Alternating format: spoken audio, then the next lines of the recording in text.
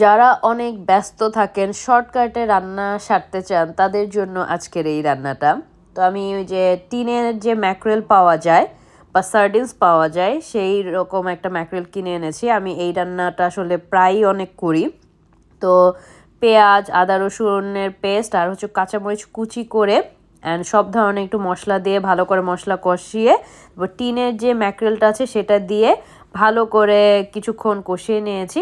আর frozen যে cube করা শাক আছে সেটা আমি এখানে দিয়ে নিয়েছি।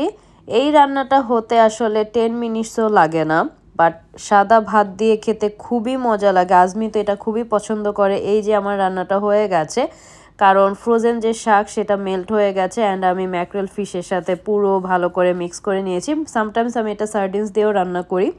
আপনারা চাইলে টুনা দিয়েও ট্রাই করে দেখতে পারেন, বাট আমি কখনো টুনা ফিশ দিয়ে রান্না করিনি, সার্ডিনস অ্যান্ড ম্যাকরেল দিয়েই করেছি। এই যে গরম গরম শাক সাথে ম্যাকরেল ফিশ আর গরম ভাত দিয়ে খেলে সাথে যদি একটা কাঁচামরিচ নিয়ে নেন আর তো কথাই থাকবে না।